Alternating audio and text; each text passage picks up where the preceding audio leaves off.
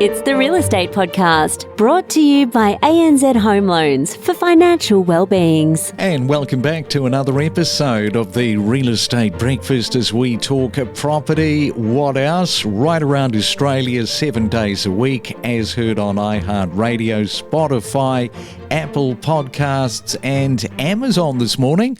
And it is a Tuesday, if you've just woken up, not sure what the date is. It is June the 18th. Big day, of course, today with the RBA making their announcements later on this afternoon. As always, we will bring you that the second the decision is handed down. Anthony Landale is going to be here, of course, informing us all. And from our conversations with various professionals, it does seem like it's going to be a very close call later on today. So stand by, I guess. We'll all find out in due course. And good morning to you, Tony, in Adelaide. Now, you have recently discovered the Real Estate Breakfast podcast, and you say that you have bought your first investment property, a 2-bedroom apartment, and feeling pretty confident next year with the way that the mortgage rates are going to hopefully come down. You say that you might even look towards a second investment property next year. Thank you for taking the time to email and let us know that.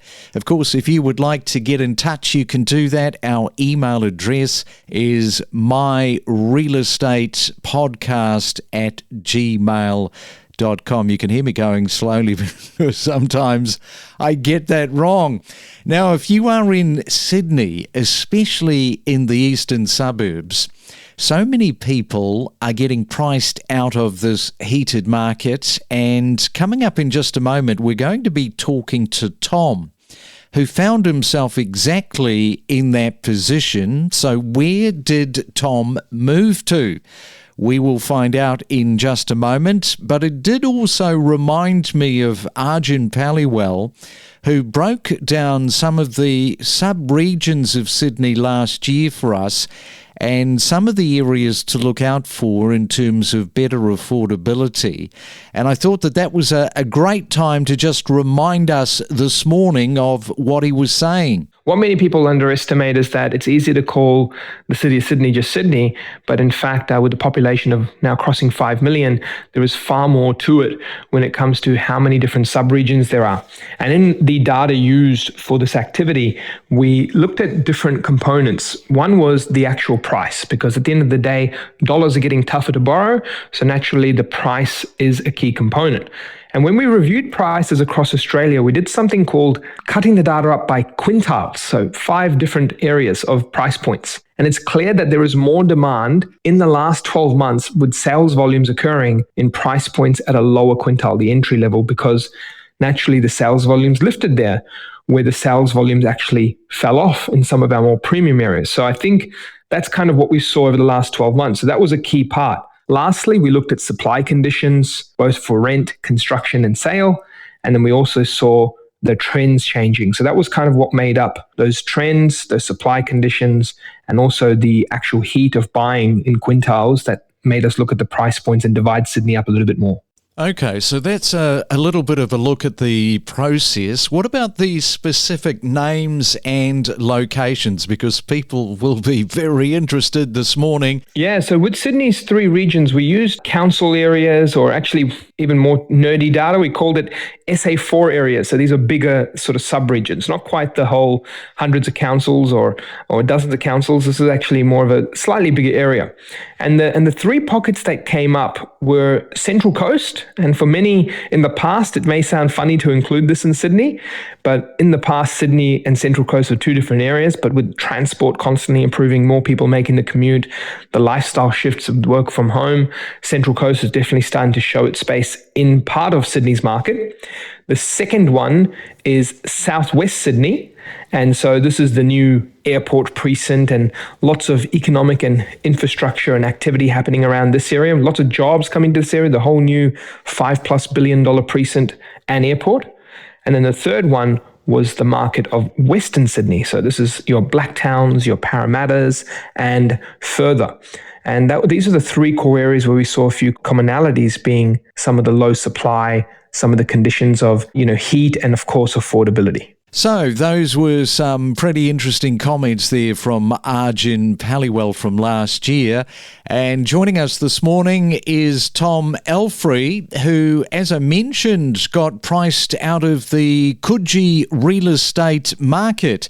And good morning to you, Tom. Welcome to the Real Estate Breakfast. Good morning. Thanks for having me. You got priced out of Coogee and you thought, gee, where am I going to buy? It's a little bit too expensive. Where did you go to? Yeah, that's right. So 4 years ago, my wife and I were living in Coogee and it was just top of our budget for a 2-bed. We ended up moving down to Little Bay, just a couple of suburbs south of Coogee. Okay. And tell us exactly where that is geographically. Yeah, so in the eastern suburbs, you have Coogee and you come down Maroubra, Malabar, and then Little Bay just before you sort of drop off into Botany Bay. So just down the end there. Just sort of break down those numbers for us so people are crystal. You were saying that this was 4 years ago. So if it was really difficult for you to sort of buy into Coogee, impossible now, right? Yeah, absolutely. 4 years ago, we were sort of looking 1.1 million for a 2-bed. And that was at the time top of our budget, and they were going sort of minimum there. It soon ramped up. We went down to Maroubra. There wasn't a lot in Maroubra, sort of more in the junction itself. And then we came across Little Bay, and we've actually found a 1-bed sort of around the 800,000 mark 4 years ago. We love it. Not looked back since. I was quite interested because this area, historically, it was chosen for an infectious diseases hospital due to its isolation, probably not so isolated now. Yeah, that's right. Yeah, there's some great history here. And as you can imagine, Sydney back in the sort of 1900s, no one came out past Coogee maybe, but it was all pretty sparse. And that's why it was down here on its own. So it was an infectious disease hospital, as you say, then grew into a much bigger hospital. Eventually, it got closed. A lot of it moved to Randwick, eventually got redeveloped into these sort of apartments and the complex it is now. In terms of Little Bay, tell us a little bit about what it is that really sort of drew you there. Obviously, price point, you didn't want to move out of Sydney, so you've managed to achieve that. But tell us about the actual area and what makes it a little bit special now for you. Yeah, really how quiet it was when we came down. We sort of popped down to have a little look around, and there's a lovely sort of community village feel around the cafes and the restaurants, which draw all the locals in. Whilst we were down here sort of checking out the beach, it was very secluded and quiet. Not so quiet in summer. It's lovely still compared with other beaches. And yeah, just everyone was very friendly. It seemed like we were outside of Sydney, but we were really not that far away at all. Yeah, and so what has happened over the last 4 years of you moving there? Obviously, it won't be just an isolated case where you've said, I would love to get into the eastern beaches like a Coogee. You couldn't, and you're not alone. There's more people that are just looking at moving further away to be able to reach a price point that they can afford.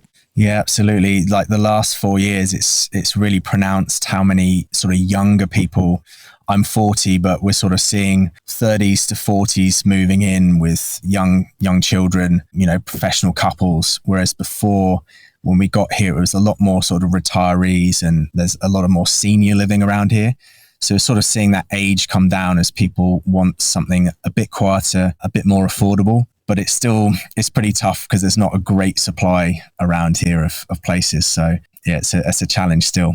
Yeah, and you look at like a Coogee and it's pretty busy. It's sort of baked in with all of those apartments, those houses, that particular region is tightly held.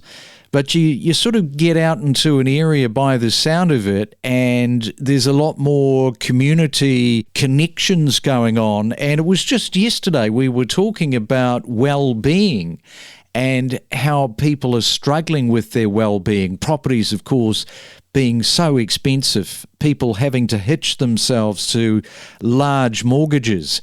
Have you found that there's a difference from the likes of a Coogee to where you are for those stronger local connections? Yeah, I think we lived in Coogee for 5 years and we loved it. And we had a community based around our cafe. But when we came to Little Bay, we got a dog, and the dog connected us with other people. The sort of cafes themselves are a focal point, like a village, as I said, for the whole community. And so we ended up, meeting so many more people than we ever did in Coogee in a very short space of time.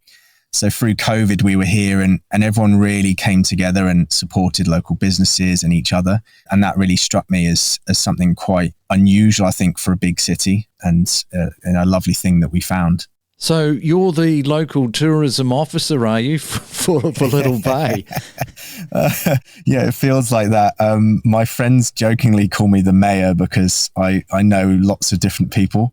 And I'm not the mayor at all, but I love that aspect of Little Bay, that everyone kind of has a connection to each other and are very friendly. Well, you probably are going to be called the mayor now that you're on the podcast, of course. You'll be able to say, well, here's another little bit of a plug that I've given Little Bay. Yeah, absolutely. Yeah, I told my local cafe just about sort of coming on, and he was like, oh, that's great news, because, we are far away, and other than local trade, they all need that business to survive, and they've done it through COVID. So we've got to keep, praising them for sticking with it. Yeah. So who do you want to give a shout out to? Here's your opportunity, Tom. Go for it.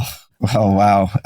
Well, probably everyone here, but the Green Olive Cafe, Piccolo Baia, which is next door. Great spots for breakfast and lunch. Sight Pizza across the road. And then that's the sort of main restaurants and cafes now. There's a gym, pharmacy, and, the IGA kind of food works set up, and they're all great as well. So they all do a great job. And you said the Green Olive Cafe, so nudge, nudge, wink, wink. When I come through, I'll be looking forward to a lunch. Yeah, absolutely. I'm sure they'll look after you. All right, well, great to find out a little bit about your backstory there, moving from Coogee to Little Bay.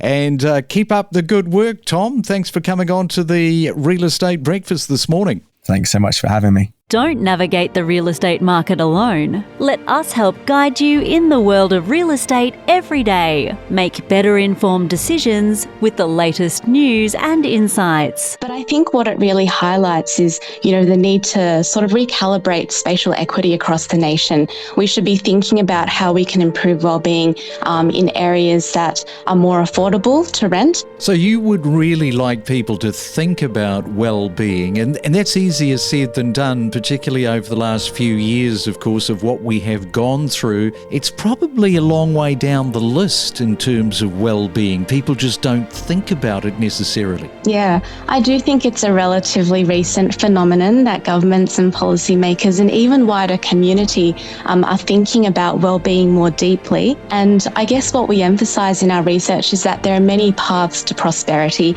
So there isn't a one-size-fits-all approach to improving well-being. What works for one community isn't guaranteed to work for another.